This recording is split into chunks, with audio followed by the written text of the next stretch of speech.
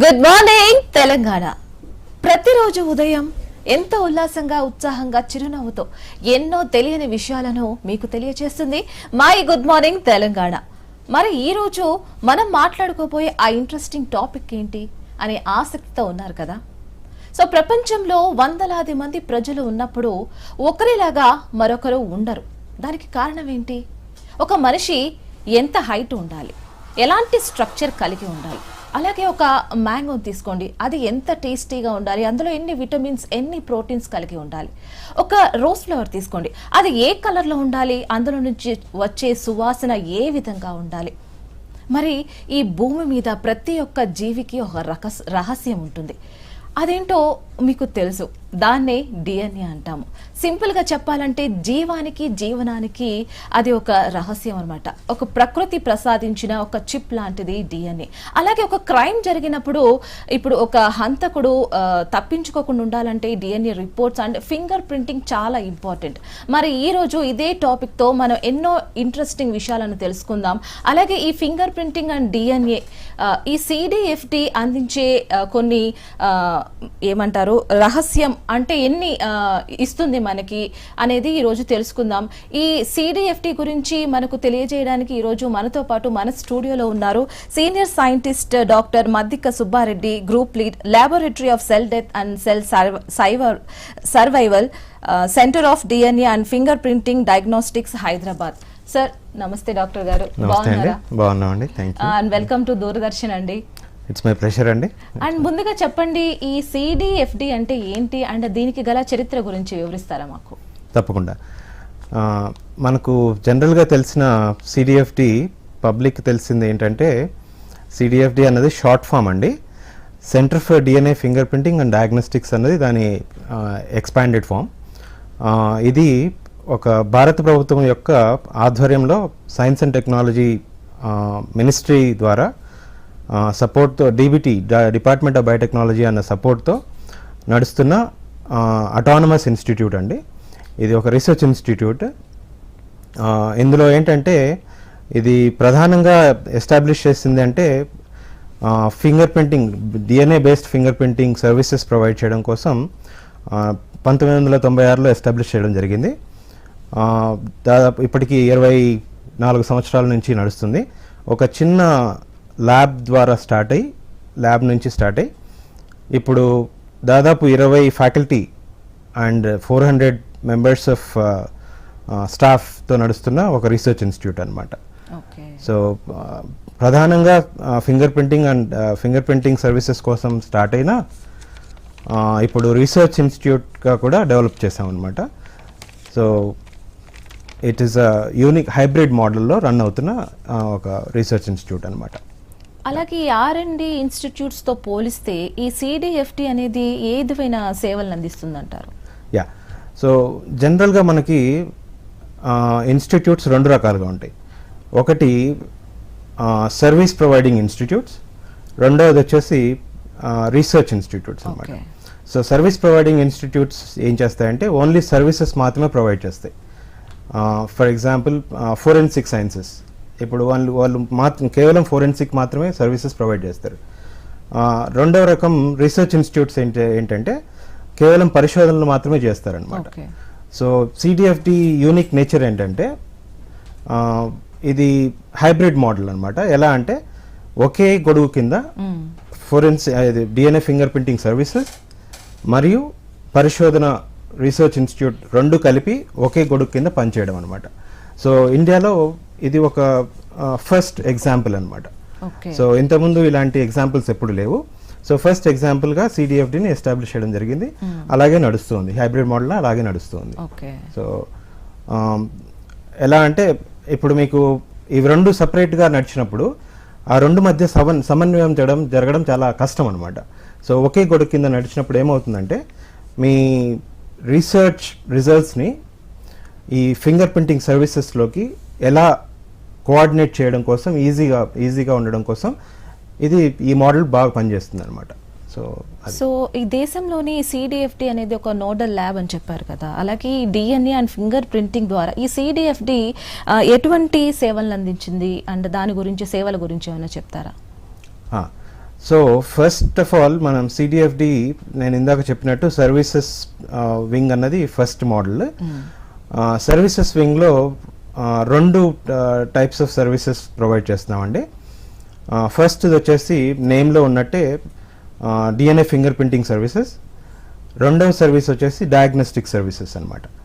So ఈ 2 services కలిపి మీ నేమ్లో centre for DNA finger printing and diagnostics ఉన్నా కూడా, సో సెకండ్ ఐ ఇప్పుడు 2 కళ్ళు అనుకోండి సిడిఎఫ్డిలో, ఒకటి సర్వీసెస్ అయితే 2 రీసెర్చ్ సెకండ్ వింగ్ అయినప్పుడు. రీసెర్చ్ గురించి తర్వాత చెప్తాను. ఇప్పుడు సర్వీసెస్ తీసుకుంటే first DNA finger printing services తీసుకుంటే దాంట్లో ఏమంటారంటే ఫస్ట్ ఈ judiciary and law enforcing agencies ద్వారా వచ్చే కేసెస్ని సాల్వ్ చేయడం కోసం ఎస్టాబ్లిష్ చేసిన సెంటర్ అనమాట ఈ సర్వీసెస్. సో ఎలాంటి కేసెస్ మామూలుగా చూస్తామంటే both civil and criminal related cases. Okay, civil cases కిందకు వస్తే డిఎన్ఏ బేస్డ్ సర్వీసెస్ ఎలాంటి కేసెస్లో యూజ్ చేయొచ్చు అంటే, ఫర్ ఎగ్జాంపుల్ మేజర్లీ వచ్చేసి పెటర్నిటీ కేసెస్. సో మీకు ఫాదర్ తెలియదు, ఎవరో ఫాదర్ తెలియదు, సో అలాంటి కేసెస్ సాల్వ్ చేయడం కోసం అది ఒకటి. రెండవది ఈ చైల్డ్ స్వాపింగ్ నడుస్తూ ఉంటుంది అనమాట. ఎలా అంటే కొన్నిసార్లు మేము వింటూ ఉండొచ్చు, హాస్పిటల్స్లో బిడ్డలు మారడం అనమాట, ఒకరిది బిడ్డ ఇంకొకరికి వెళ్ళడం, ఇట్లాంటివి నడుస్తూ ఉంటాయి. సో అలాంటి సమయంలో మనకు డిఎన్ఏ ఫింగర్ ప్రింటింగ్ మాత్రమే ఒక సొల్యూషన్, వేరే ఆధారం ఏం లేదనమాట. అలాంటిది ఒకటి. ఇంకొకటి మాస్ డిజాస్టర్స్. ఇప్పుడు ఏదైనా న్యాచురల్ డిజాస్టర్స్ ఏమైనా జరిగినప్పుడు దాని పర్యవసానం ఏంటంటే చాలా డెడ్ బాడీస్ అలా వస్తాయి కదా, దాన్ని ఐడెంటిఫై చేయడం కోసం డిఎన్ఏ ప్రొఫైలింగ్ అనేది వన్ ఆఫ్ ద వేస్, అది ఒకటి. ఇంకా క్రిమినల్ కేసెస్ కిందకి వస్తే మర్డర్స్ చేసిన సీన్స్, మర్డర్స్ మిస్టరీ సాల్వ్ చేయడం కోసం DNA is one of the prime evidence. ఇంకొకటి సెకండ్ ఇది వచ్చేసి సెక్షువల్ అసాల్ట్స్, రేప్స్, ఇలాంటి దాంట్లపైన డిఎన్ఏ ఎవిడెన్స్ ప్రొవైడ్ చేయడం. ఇలాంటి రకరకాల సర్వీసెస్ అన్నిటినీ డిఎన్ఏ ఫింగర్ ప్రింటింగ్ ద్వారా మేము ప్రొవైడ్ చేస్తాం అనమాట. సో ఒకటి గుర్తుపెట్టుకోవాల్సింది ఏంటంటే ఇవన్నీ లా enforcing agencies and judicial services కింద మాత్రమే వస్తాయి అనమాట.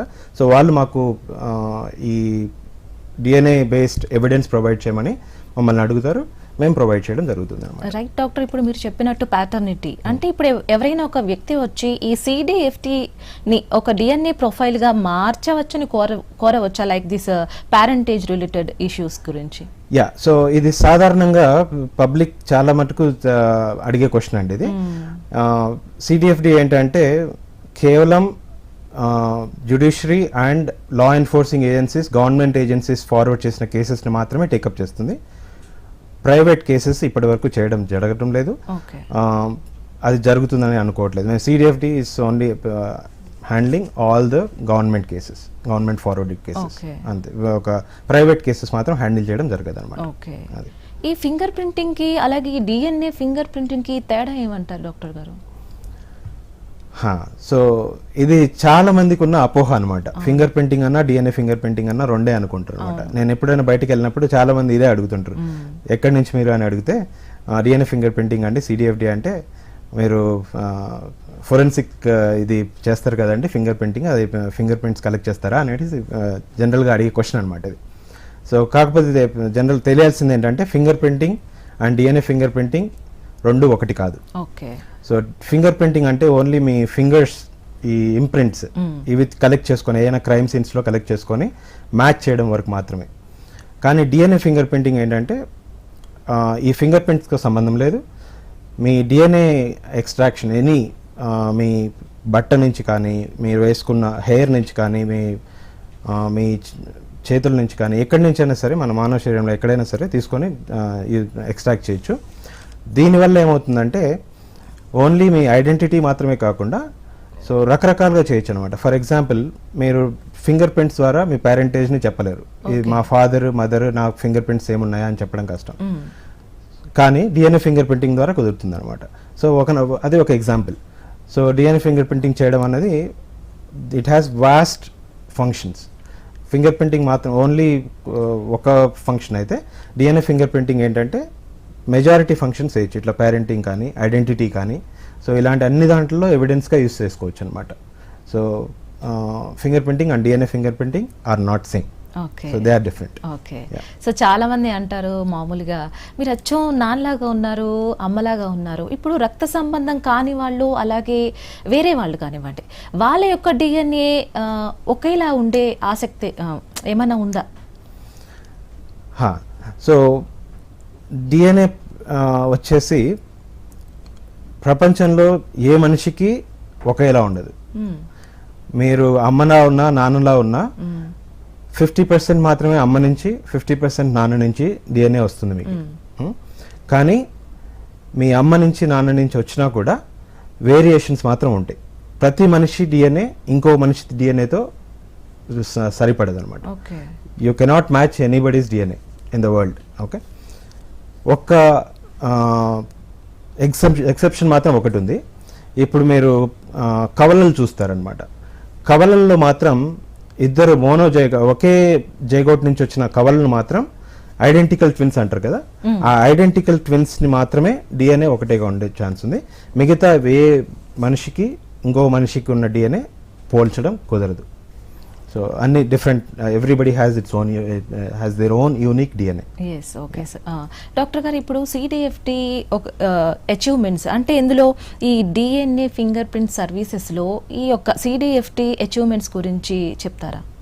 యా, సో దాదాపు ఇప్పుడు ఇందాక చెప్పినట్టు నేను ఒక 24 సంవత్సరాల నుంచి ఇన్స్టిట్యూట్ నడుస్తుందండి. సో ఈ ప్రయాణంలో చాలా క్లిష్టమైన కేసుల్ని సాల్వ్ చేయడం కోసం సిడిఎఫ్డి వర్క్ చేసిందండి. నేను కొన్ని ఎగ్జాంపుల్స్ చెప్తాను. ఫర్ ఎగ్జాంపుల్, ఒక 2006లో, మీరు 2005 and 2006 ఆ టైంలో మీరు వినే ఉంటారు నిథారీ కిల్లింగ్స్. ఇది సీరియల్ కిల్లర్ అనమాట. సో నిథారీ ఇన్సిడెంట్ అనేసి మీరు చదవచ్చు. దాని సీరియల్ కిల్లింగ్, ఒక పిల్లలు పక్కన ఇంటి చుట్టూ పిల్లలు మిస్ అవుతూ ఉన్నారు అనమాట. సో ఎవరు ఎలా చనిపోతున్నారు, ఆ పిల్లలు ఎవరు చేస్తున్నారు అని ఒక సీరియల్ కిల్లర్ ఉన్నాడు అని చెప్పేసి ఆ టైంలో తెలియడం జరిగింది. అది సాల్వ్ చేయడం కోసం DNA analysis was one of the prime evidence. అది ఒకటి. సో రెండవది, మీరు 2007 Samjhauta express from Delhi to Pakistan వెళ్ళిన ట్రైన్ బాంబింగ్స్ జరిగింది, టెర్రరిస్ట్ బాంబింగ్స్ జరిగింది. దాన్ని సాల్వ్ చేయడం కోసం డిఎన్ఏ ఎవిడెన్స్ యూస్ చేయడం జరిగింది. అది సిడిఎఫ్డిలో చేసాం. ఇంకా మూడవది 2010 ఎయిర్ ఇండియా మ్యాంగ్లూర్ ఎయిర్పోర్ట్లో క్రాష్ అయిన ఇన్సిడెంట్ మీకు గుర్తుండి ఉంటుంది. సో అందులో 120 పీపుల్ చనిపోయారనమాట. ఆ చనిపోయిన వాళ్ళ ఐడెంటిటీ తెలుసుకోవడం కోసం డిఎన్ఏ ఫింగర్ ప్రింటింగ్ మా ఇన్స్టిట్యూట్ నుంచి ఓవర్ నైట్ 24 అవర్స్లో వెళ్ళేసి దాదాపు 120 మంది చనిపోతే 124 మంది చనిపోతే 124 మందిని ఐడెంటిఫై చేయడం కోసం ఫింగర్ ప్రింటింగ్ యూస్ చేసి మా ఇన్స్టిట్యూట్ ప్రొవైడ్ చేసాం, ఎవిడెన్స్ ప్రొవైడ్ చేసాం. ఇంకొకటి ఇంపార్టెంట్ కేసు చెప్పాలంటే, ఇది ఓన్లీ సివిల్ కేసెస్ మాత్రమే, క్రిమినల్ కేసెస్ మాత్రమే కాకుండా ఏదైనా న్యాచురల్ డిజాస్టర్స్ జరిగినప్పుడు, ఫర్ ఎగ్జాంపుల్ 2013లో మీరు ఉత్తరాఖండ్ ఫ్లడ్స్ విని ఉంటారు. సో దాదాపు 6,000 మంది దాకా చనిపోవడం జరిగింది. సో వాళ్ళ ఫ్యామిలీస్కి ఎవరు చనిపోయారు, ఎవరు చనిపోలేదు, వాళ్ళ ఐడెంటిటీస్ ఏంటి, ఏ బాడీస్ దొరికాయి, సో ఇవన్నీ తెలుసుకోవడం కోసం వేరే పద్ధతి ఏమీ లేదు. సో కేవలం డిఎన్ఏ మాత్రమే యూస్ చేసి వాళ్ళ ఐడెంటిటీ చూపడం కోసం సిడిఎఫ్డి పనిచేయడం జరిగింది. సో ఆల్మోస్ట్ ఒక 80% సక్సెస్ రేట్తో ఈ 6,000 మెంబర్స్ని ఐడెంటిఫై చేయడం జరిగింది అనమాట. సో ఇవే కాకుండా ఇంకా హై ప్రొఫైల్ కొన్ని పేరెంటేజ్ కేసెస్ కూడా చేయడం జరిగింది. ఇది చాలా ఫ్రీక్వెంట్గా వస్తున్న కేసెస్ అండి. అలాంటివి ఎన్నో ఉన్నాయి అన్నమాట. ఇవి కొన్ని ఎగ్జాంపుల్స్ మాత్రమే.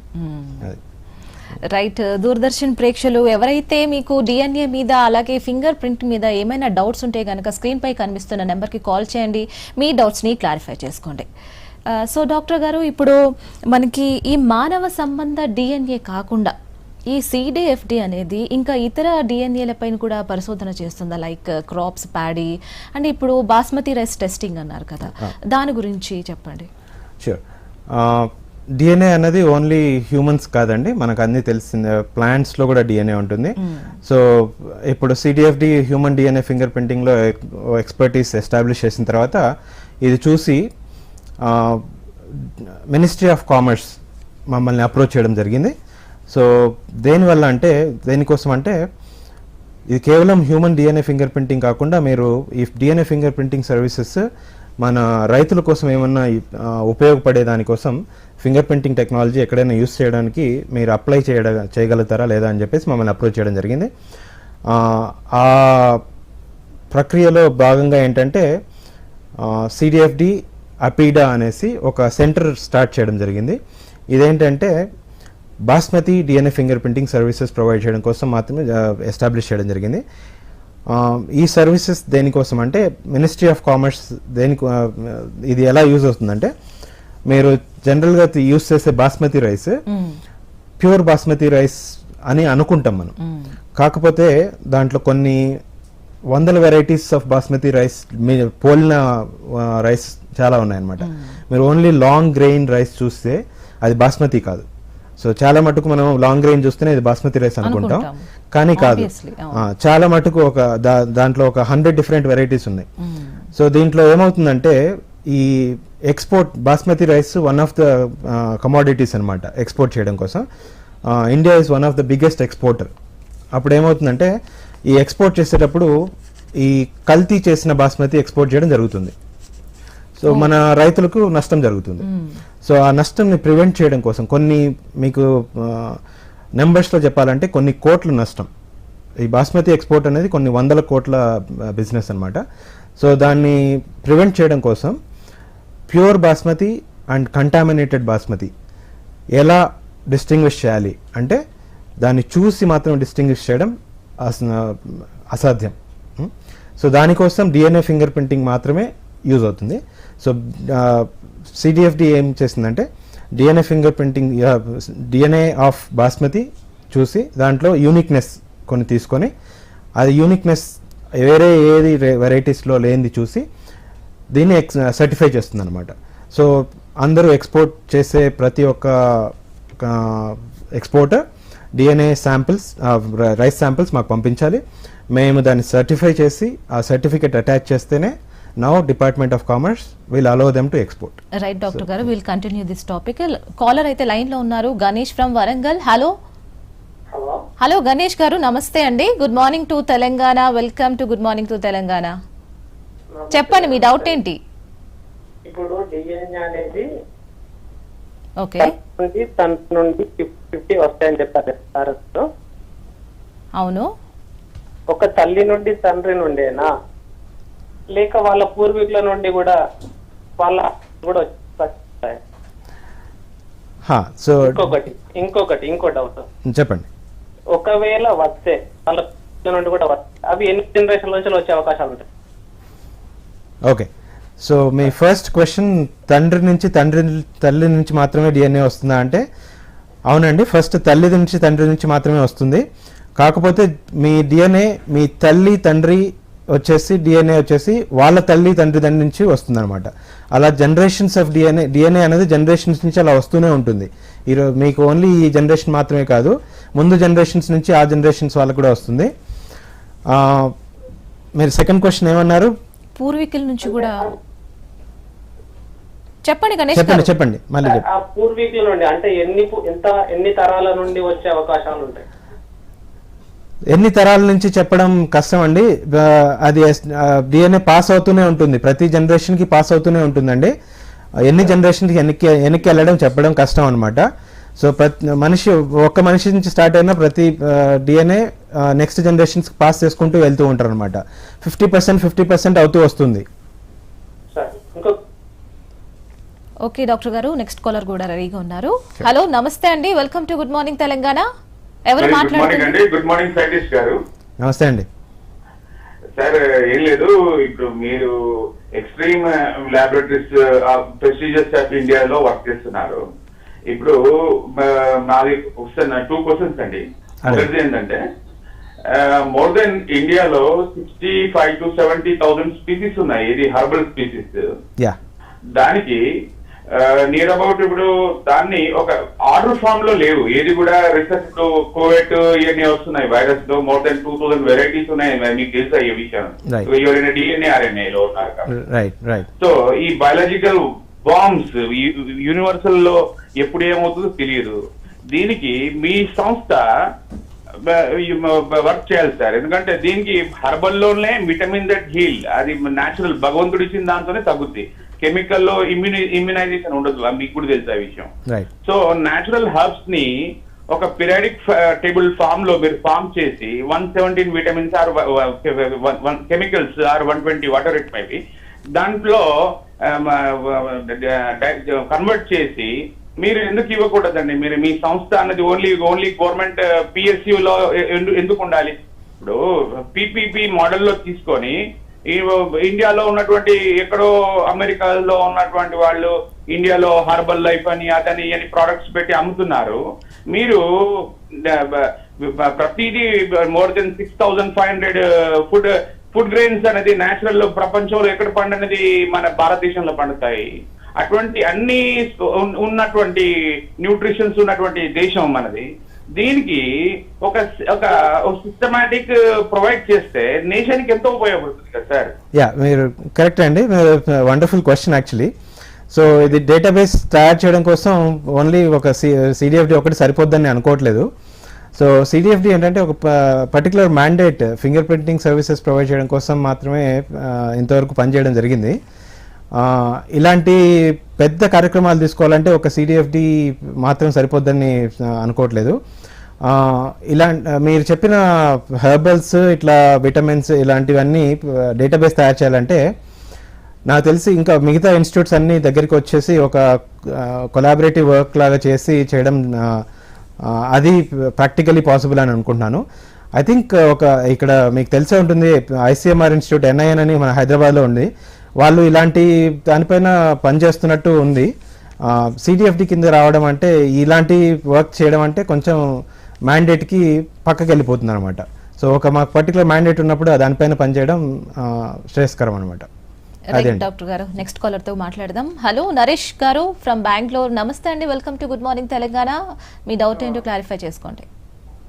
హలో చెప్పండి నరేష్ గారు. నా డౌట్ ఏమంటే, ఇప్పుడు ఒక బేబీకి DNA ఉంటుంది కదా, అవును చెప్పండి. ఆ DNA మదర్ DNA తో సిమిలర్ గా ఉంటుందా లేదా ఫాదర్ DNA తో సిమిలర్ గా ఉంటుందా? ఆ సిమిలారిటీ అనేది ఫస్ట్ జనరేషన్ తోనే స్టార్ట్ అవుతుందా లేదా ఎవరిదైనా ఉండొచ్చా? సో బేబీ DNA వచ్చేసి మదర్ అండ్ ఫాదర్ ఇద్దరితో సిమిలర్గా ఉంటుందండి. 50% మీకు మదర్ నుంచి వస్తుంది బేబీకి, 50% ఫాదర్ నుంచి వస్తుంది. మీరు మ్యాచ్ చేస్తే 100% మదర్కి మ్యాచ్ అవ్వదు, 100% ఫాదర్కి మ్యాచ్ అవ్వదు. సో 2 DNAs తీసుకొని 50% మ్యాచ్ చేయాలండి. ఇప్పుడు DNA టెస్ట్ అని చేస్తారు కదా? అవునండి. అప్పుడు అది పర్సంటేజ్ ఏ విధంగా కన్ఫర్మ్ అవుతుంది? పర్సంటేజ్ ఇదేనండి, 50% మీకు మదర్ నుంచి వస్తుంది, 50% నుంచి ఫాదర్ నుంచి వస్తారు కాబట్టి మీరు కానీ మీకు మీ దగ్గర బేబీ DNA తీసుకుంటే ఒక 100% ఫాదర్కి మ్యాచ్ అవ్వదు, 50% మ్యాచ్ అవుతుంది అనమాట. ఆ 50% సరిపోతుంది మీకు మ్యాచ్ చేయడం కోసం, అది ఫాదర్ అని చెప్పడానికి. వేరే ఇండివిజువల్తో ఎక్కడ మ్యాచ్ అవ్వదు. Okay doctor garu next caller తో మాట్లాడదాం. నమస్తే అండి, welcome to good morning Telangana. మీ పేరు? అండి, నా పేరు సయ్యద్ ఫిరోజ్ అండి, నల్గొండ డిస్ట్రిక్ట్ నుంచి మాట్లాడుతున్నా. ఓకే, మీ డౌట్ క్లారిఫై చేసుకోండి. Good morning sir. Good morning అండి, చెప్పండి సార్. మా డాడీకి 2 భార్యలండి. చెప్పండి. మా డాడీకి 2 భార్యలు, డాడీ చనిపోయారు. ఓకే. వాళ్ళకి 2 పిల్లలు ఉన్నారు. రైట్. వాళ్ళ DNA నా DNA కలుస్తుందా సార్? వండర్ఫుల్ క్వశ్చన్ అండి. కలుస్తుందండి. మీ ఫాదర్ ఒకరే అయినప్పుడు మదర్ వేరే అయినా కూడా మీ ఫాదర్ నుంచి ఒక 50% DNA వచ్చింది కాబట్టి సెకండ్ మదర్ కు పుట్టిన పిల్లలకి మీ DNAకి కలుస్తుందండి. కలుస్తుందా సార్? డెఫినెట్ గా కలుస్తుందండి. Thank you sir. Right doctor garu, ఇందాక మనం బాస్మతి ప్రొఫైల్ గురించి మనం మాట్లాడుకుంటున్నాం. ఈ బాస్మతి ప్రొఫైల్ ఎవరికి అండ్ ఎందుకు అవసరం అంటారు? ఇది ఇందాక చెప్పినట్టు నేను బాస్మతి ప్రొఫైలింగ్ మెయిన్లీ మన రైతుల కోసం అండి. వాళ్ళు నష్టపోకుండా ఉండడం కోసం ఇది స్టార్ట్ చేసింది. డిపార్ట్మెంట్ ఆఫ్ కామర్స్ నుంచి ఇది వచ్చింది కాబట్టి రిక్వెస్ట్ మేము చేయడం జరిగింది. ఇది మెయిన్లీ రైతుల కోసం, ఎక్స్పోర్టర్స్ కోసం అండి. మనం పబ్లిక్ కోసం కూడా అనుకోండి ఇండైరెక్ట్గా, ఎందుకంటే మనం ఇంప్యూర్ బాస్మతి తినడం ప్రివెంట్ చేయడం కోసం DNF profiling is one of the ways. Okay, so only రైతులు, ఎక్స్పోర్టర్స్ మాత్రమే కాకుండా మన పబ్లిక్ కోసం కూడా ఇండైరెక్ట్గా పనిచేయడం కోసం DNA profiling of basmati is very important. Right, caller రెడీగా ఉన్నారు. హలో అండి ఆంజనేయులు గారు, నమస్తే, welcome to good morning Telangana. మీ డౌట్ ని అడగండి. అదే మేడం, మా మనవరాలు పుట్టి 6 ఏళ్ళు అవుతాను మేడం. ఆయన పుట్టిన నెల వరకు బాగానే ఉంది బేబీ. ఆ తర్వాత పిడిచి వచ్చినట్టు వచ్చి, ఆ తర్వాత ఆయనకు మందులందు వేసిన తర్వాత కొంచెం ఎక్కువ అయినప్పుడు వాళ్ళు డోస్ ఎక్కువ ఇచ్చినారు. మరి ఎలాగనో తెలియదు కానీ ఆమె ఇంతవరకు మెడలు నలసలేదు, కూర్చోలేదు, పడుకొనే ఉంటుంది మంచంలో. మళ్ళా సంతానము కలగడానికి అది డిఎన్ టెస్ట్ చేస్తే తెలుస్తుందా లేదా అని దాని గురించి అడుగుదామని చెప్పి ఫోన్ చేసినా మేడం. ఓకే,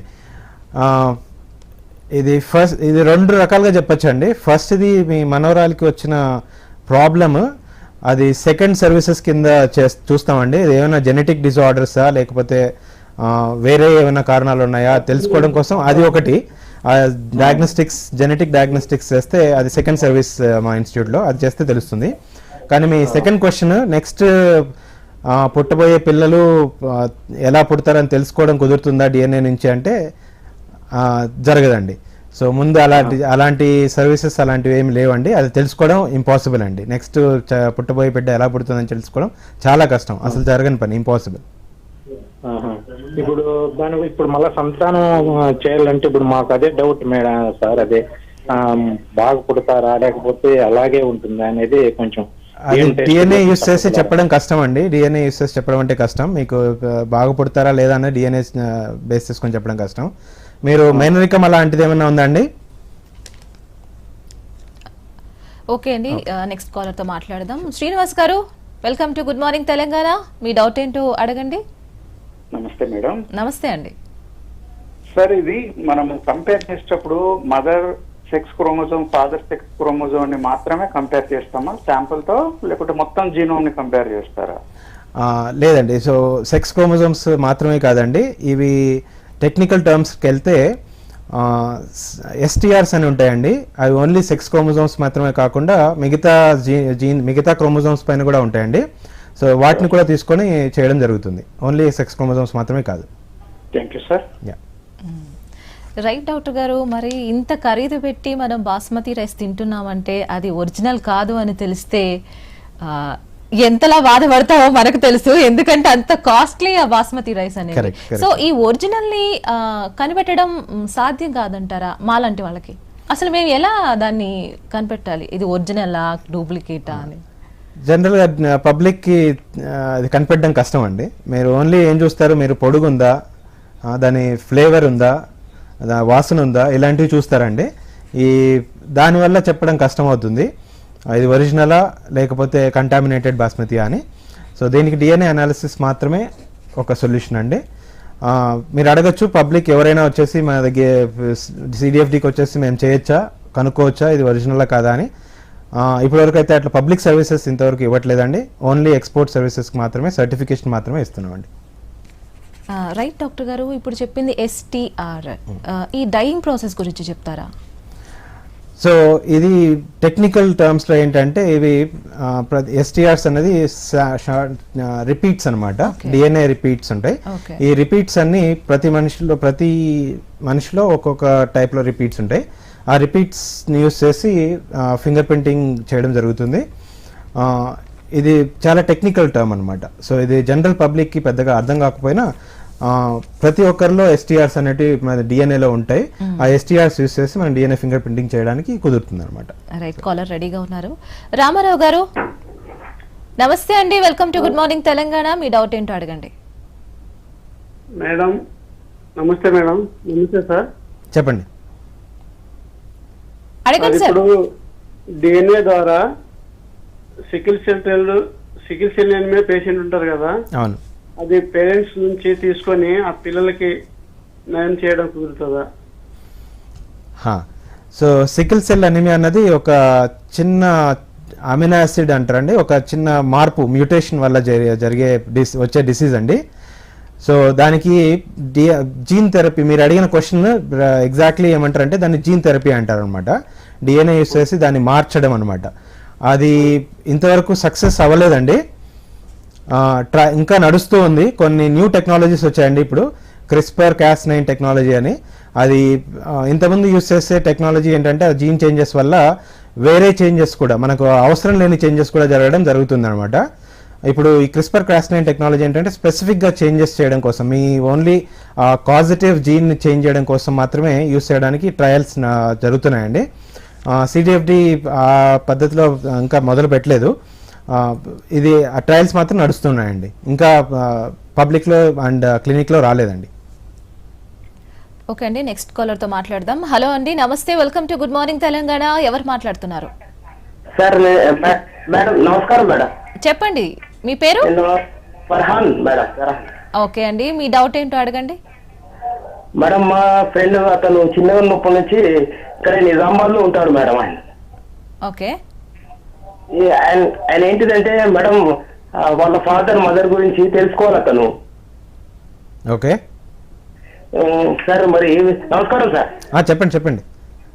సార్ అతను వాళ్ళ ఫాదర్ మదర్ గురించి అసలు తెలియదు సార్ ఆయనకు. ఎక్కడంటే బయటనే పెరిగారు సార్, ఎక్కడంటే ఎక్కడ ఉన్నారు సార్ అతను. ఓకే సార్ ఆ విధంగా మరి డిఎన్ఏ ఎలా కనుక్కోవచ్చు సార్ మరి? సో ఇది మామూలుగా DNA finger printing father mother parentage establish చేయడం కోసం యూస్ చేసిన మీకు కంప్లీట్గా ఫాదర్ మదర్ ఎవరో తెలియనప్పుడు కొంచెం కష్టం అవుతుందండి. ఎందుకంటే మీకు మీ ఫాదర్, ఒక suspected father and mother DNA తెలిసినంత వరకు మీకు మ్యాచ్ చేయడానికి వేరే డిఎన్ఏ లేదు కదండి, ఓన్లీ మీ ఫ్రెండ్ మాత్రమే డిఎన్ఏ ఉంది. మీరు మొత్తం డేటాబేస్ మొత్తం మన జనాభా మొత్తం డిఎన్ఏ తీసుకొని మ్యాచ్ చేయాల్సి ఉంటుంది అనమాట. దానికోసం ఏం చేస్తామంటే ఇలాంటి ప్రాబ్లమ్స్ కోసమే CDFD ఏం చేస్తుందంటే ఇప్పుడు ఒక డిఎన్ఏ ప్రొఫైలింగ్ బిల్ అనేసి రీసెంట్గా లోక్సభలో పాస్ చేయడం జరిగింది. దానికి CDFD కూడా చాలా పనిచేసింది. మొత్తం డిఎన్ఏ డేటాబేస్ క్రియేట్ చేయడం కోసం ఈ బిల్ హెల్ప్ చేస్తుంది. ఆ డేటాబేస్ క్రియేట్ అయినంత వరకు మీరు మ్యాచ్ చేయడానికి డిఎన్ఏ దొరకదు అనమాట. ఇప్పుడు మీకు తెలియని డిఎన్ఏ తీసుకొని చేయడం కష్టం కదండి, పూర్తిగా తెలియనప్పుడు పేరెంట్స్ చెప్పడం కష్టం. మీకు అవతల సస్పెక్టెడ్ పేరెంట్ కానీ ఉంటే అది మీ పేరెంట్ కాదా లేదా అని చెప్పడం ఈజీ అవుతుంది. రైట్ డాక్టర్ గారు, నెక్స్ట్ కాలర్తో మాట్లాడదాం. హలో అండి వెంకటేశ్వర గారు, నమస్తే, welcome to good morning Telangana. తల్లిదండ్రులకు వచ్చిన జెనెటిక్ డిజార్డర్స్ పిల్లల్లో కూడా వస్తుంది మేడం, ఈ లివర్ డిసీజెస్ అటువంటి. అయితే ఒక ఫస్ట్ బేబీకి వచ్చింది, ఈ సెకండ్ బేబీకి కూడా వస్తుంటే అది వాళ్ళు చేశారు. అయితే దాన్ని సపరేట్ చేయొచ్చు ఆ జీన్ని? ఇది జీన్ని సపరేట్ చేయడం జరగదండి. సో ఫస్ట్ బేబీ వచ్చిన తర్వాత ఏం చేస్తారంటే మీరు జనరల్గా మా డయాగ్నోస్టిక్ సర్వీసెస్ మీ ఆల్రెడీ ఎవాల్యుయేట్ చేసింటే ఇది జీన్ ఒక జెనెటిక్ డిసీజ్ అని ఎవాల్యుయేట్ చేసింటే నెక్స్ట్ బేబీ వచ్చినప్పుడు ఏం చేస్తామంటే మేము డయాగ్నోస్టిక్ సర్వీసెస్లో ఇది కౌన్సిలింగ్, జెనెటిక్ కౌన్సిలింగ్ జరుపుతామండి. దాంట్లో ఏంటంటే మీరు ప్రెగ్నెంట్గా ఉండగానే మీరు ఏమైనా ప్రీనేటల్ డయాగ్నోసిస్ అంటారండి. మీ బేబీ నుంచి డిఎన్ఏ తీసుకొని దాన్ని మీకు ప్రాబ్లం ఏమన్నా మళ్ళీ అది సేమ్ జీన్ మ్యూటేషన్ వచ్చిందా లేదా అనేది చూడడం జరుగుతుంది. దాన్ని చూసి మీకు ఫాదర్ మదర్కి పేరెంట్స్కి అడ్వైస్ చేయడం జరుగుతుంది. మీరు అబార్ట్ చేయడం కానీ చేయడానికి అడ్వైస్ చేయడం జరుగుతుంది అనమాట, ఒకవేళ సేమ్ జీన్ మ్యూటేటెడ్ జీన్ ఒకవేళ వచ్చి ఉంటే.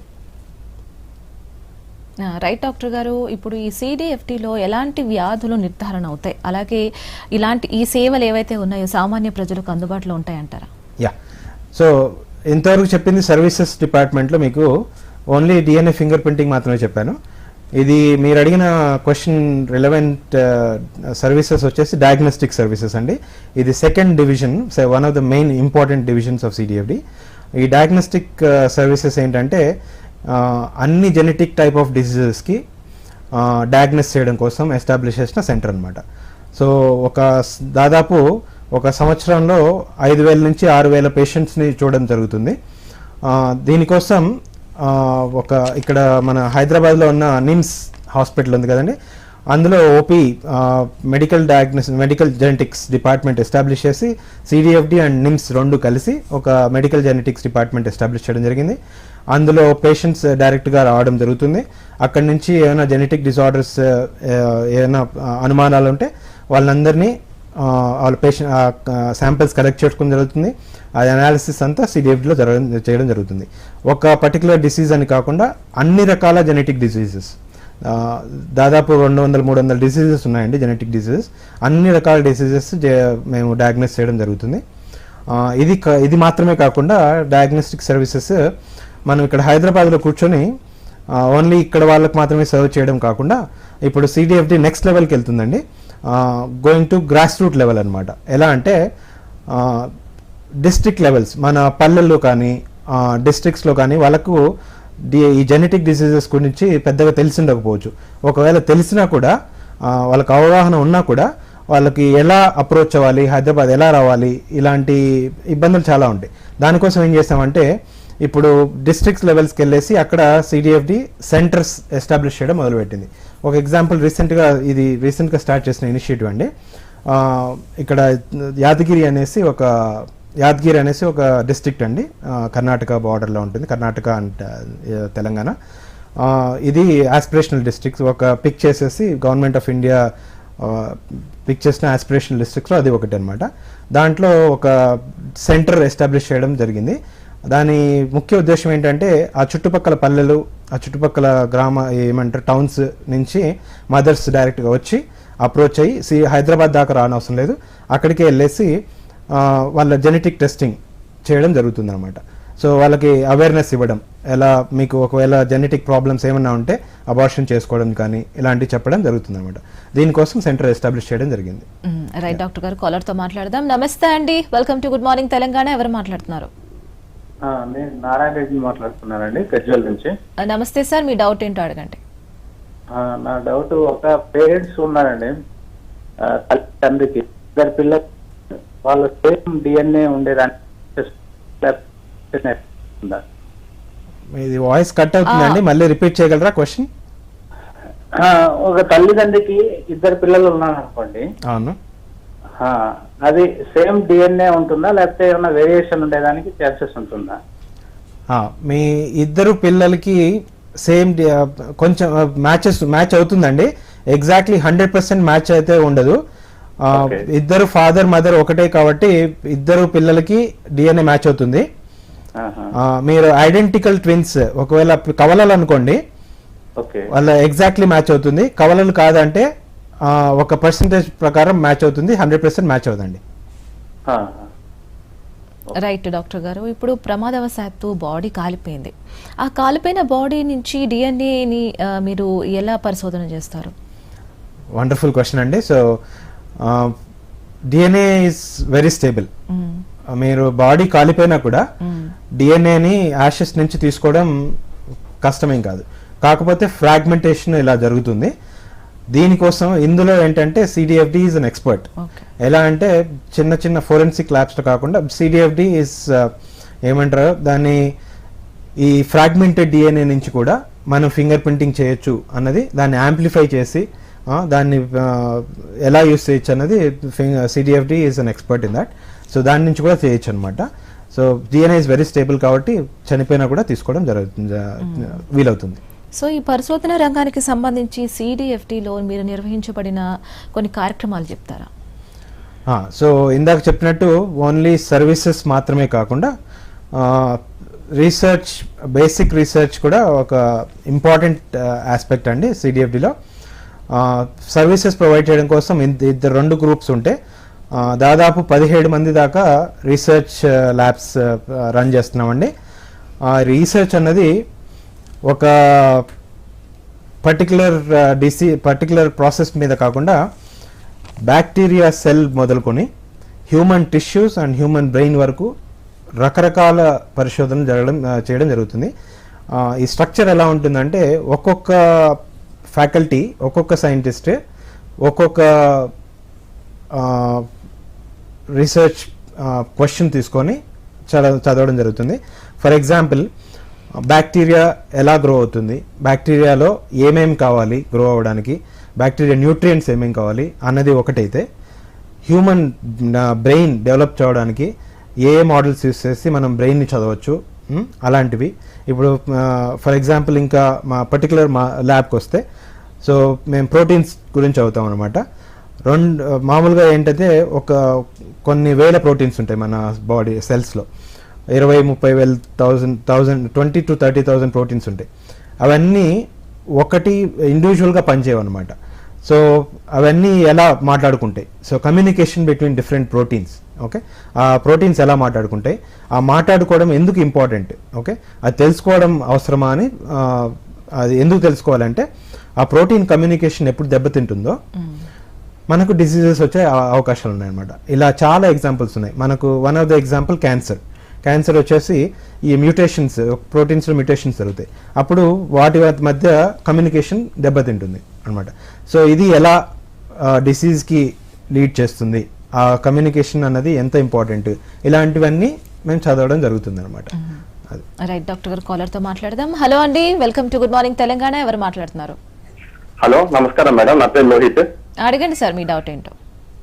మేడం, ఇప్పుడు ఒక మనిషి నుంచి DNA తీసుకుంటారు కదా, సేమ్ అదే పోలికలతో ఇంకో మనిషిని తయారు చేయొచ్చా? అలాంటివి ఇప్పటి వరకు జరిగినట్టు ఎక్కడా చూడలేదండి, ఎక్కడ నాకు తెలిసి ఎక్కడా లేదు, జరగలేదు. సినిమాల్లో జరుగుతుంటుందండి, రియల్ లైఫ్ లో ఇంతవరకు ఎక్కడ జరగలేదండి. అంటే ఛాన్సెస్ ఏమైనా ఉందా ఫ్యూచర్ లో? ఫ్యూచర్ ఎవరు చూడలేదు కదండి, కష్టం ఇప్పుడు చెప్పడం, కష్టం ఇప్పుడున్న టెక్నాలజీతో చెప్పడం కష్టం. ఫ్యూచర్ టెక్నాలజీస్ ఏమైనా డెవలప్ అవుతే చూద్దామండి. Okay, thank you. ఓకే అండి, డాక్టర్ గారు, ఈ CDFD ప్రత్యేకంగా ఫోకస్ చేసే వ్యాధులు ఏమైనా ఉన్నాయా? సో ఇందాక చెప్పినట్టు ఓన్లీ జెనెటిక్ డిసీజెస్ అన్నది ఫస్ట్ ప్రిఫరెన్స్ అండి, డయాగ్నోసిస్ అన్నది. దాంట్లో రీసెర్చ్ కూడా జరుగుతుంది జెనెటిక్ డిసీజెస్ పైన. కొన్ని అన్నోన్ డిసీజెస్ ఉంటాయండి, అన్నోన్ జెనెటిక్ డిసీజెస్, దానికి కారణాలు తెలియవు చాలా మటుకు మనకి.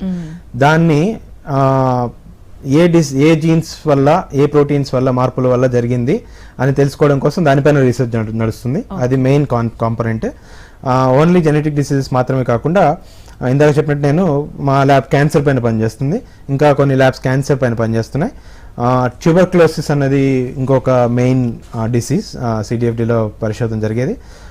ట్యూబర్క్లోసిస్ మాత్రమే కాకుండా, క్యాన్సర్ మాత్రమే కాకుండా, ఇంకా జెనెటిక్ డిసీజెస్ తర్వాత ఇంకా ఆర్థరైటిస్ పైన, డయాబెటీస్ పైన, సో ఇలా రకరకాల డిసీజెస్ పైన పనిచేయడం జరుగుతుంది అనమాట. రైట్, డాక్టర్ గారు కాలర్ రెడీగా ఉన్నారు, కాలర్తో మాట్లాడదాం. నమస్తే అండి, welcome to good morning Telangana. ఎవరు మాట్లాడుతున్నారు?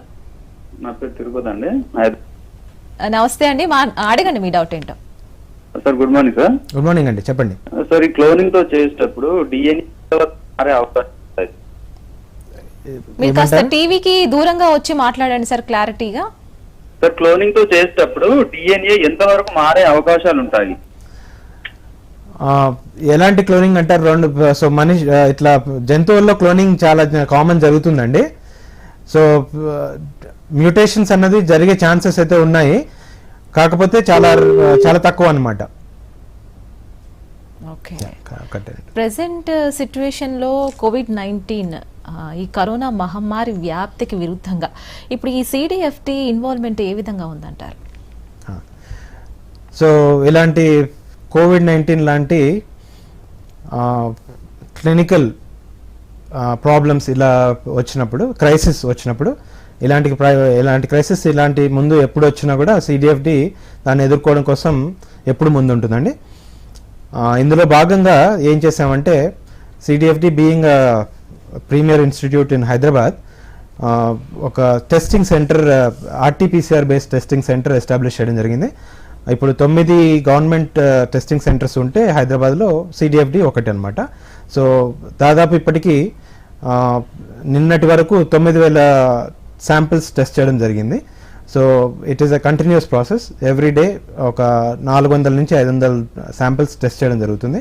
So RTPCR based method use చేసి టెస్ట్ చేయడం చేస్తున్నామండి. Okay right doctor garu, caller తో మాట్లాడదాం. నమస్తే అండి, welcome to good morning Telangana. మీ పేరు? కృష్ణ అండి, నా పేరు, వరంగల్. ఓకే అండి కృష్ణ గారు, మీ డౌట్ ఏంటో అడగండి డాక్టర్ గారిని. సార్, మేనరిక సంబంధాలకి జెనెటిక్ డిసీజెస్ కి ఏమైనా రిలేషన్ ఉందా అని అడుగుతున్నా సార్. డెఫినెట్ గా అండి. సో డెఫినెట్ గా ఉందండి. మైనరికాలు చేసుకోవడం వల్ల జెనెటిక్ డిసీజ్ ఏమంటారు దాని ప్రొపెన్సిటీ చాలా ఎక్కువ అండి. మీకు జెనెటిక్ డిసీజ్ ప్రాబ్లమ్స్ వచ్చే ఛాన్సెస్ ఎక్కువ అండి. సార్, అయితే ఒకవేళ మనకు తప్పనిసరి పరిస్థితుల్లో అయింది అనుకుందాం, ఏమైనా ముందు డిటెక్ట్ చేయొచ్చా అండి మనం డిఎన్ఏ ద్వారా? ముందు డిఎన్ఏ ద్వారా డిటెక్ట్ చేయడం అంటే మీరు ముందు ప్రెగ్నెన్సీ టైంలో చేయొచ్చండి.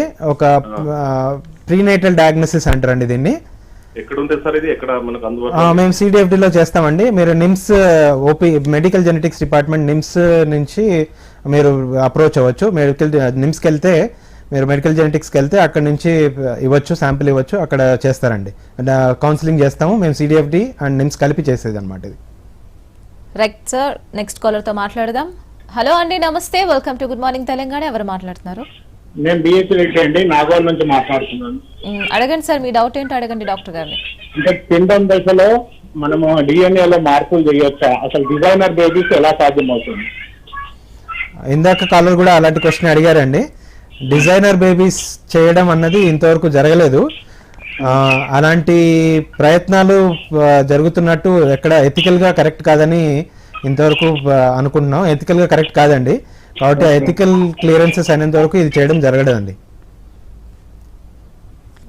రైట్ డాక్టర్ గారు, ఇప్పుడు కాలర్స్తో మాట్లాడినట్టు ఇప్పుడు మన ఫ్యూచర్లో ఒక బేబీ కానీ girl baby or boy baby ఇలా ఉండాలి అని మన ఓన్గా ఈ డిఎన్ఏ సృష్టించి అలా రీసెర్చ్ చేయగలమా ఫ్యూచర్లో? రీసెర్చ్ లెవెల్లో చేయడం ఈజీనే కావచ్చు, కానీ అది అప్లై చేయడం మాత్రం చాలా కష్టతరమైన పని. దానికోసం చాలా రెగ్యులేషన్స్ ఉన్నాయి. అది ఎథికల్గా కరెక్టా కాదా అన్నది అది మన డిస్కషన్కి outside our discussion actually. So అది మనం కామెంట్ చేయడం కరెక్ట్ కాదు. ఓకే రైట్ డాక్టర్ గారు, ఇప్పుడు కోవిడ్-19 జరుగుతున్న సమయంలో మీరు ఈ టెస్టింగ్కే కాకుండా ఈ వైరస్ మీద కూడా ఏమైనా పరిశోధన చేస్తున్నారంటే ఇప్పుడు మనం అనుకుంటున్న గాల్లో కూడా ఉంటుంది కరోనా, అండ్ ఎంతవరకు ఉంటుంది, ఫ్యూచర్లో ఎలాంటి జాగ్రత్తలు తీసుకోవాలి మనం? సో సిడిఎఫ్డిలో ఓన్లీ టెస్టింగ్ మాత్రమే కాకుండా కోవిడ్-19 రీసెర్చ్ కూడా జరుగుతుందండి. సో ఎలా అంటే ఈ కోవిడ్-19 పేషెంట్స్ నుంచి వచ్చిన శాంపిల్స్ నుంచి తీసుకున్న వైరసెస్ని జీనోమ్ సీక్వెన్సింగ్ చేస్తున్నామండి.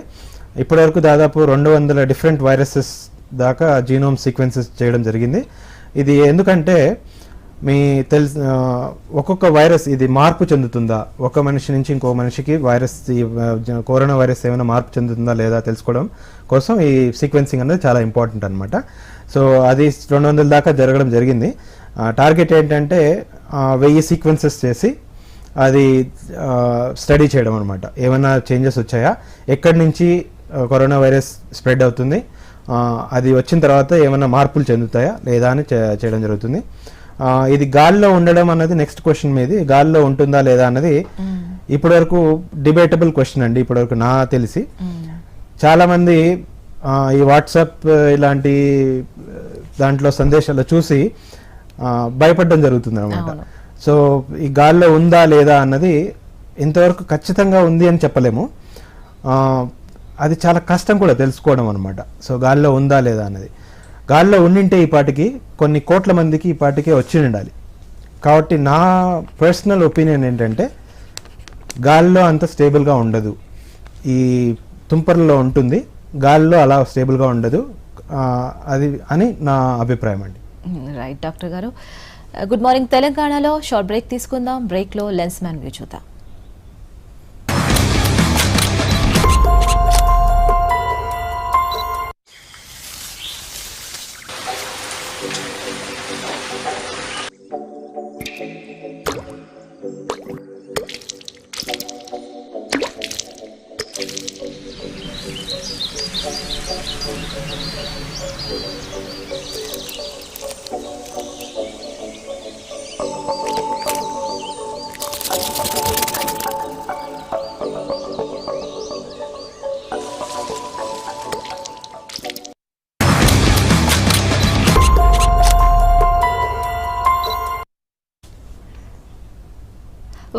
Back to good morning Telangana.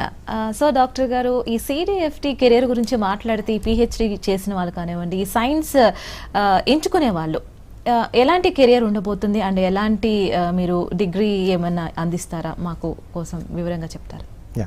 So CDFD only services and research మాత్రమే కాకుండా హ్యూమన్ డెవలప్మెంట్ అండి, human resource development one of the main functions అనమాట.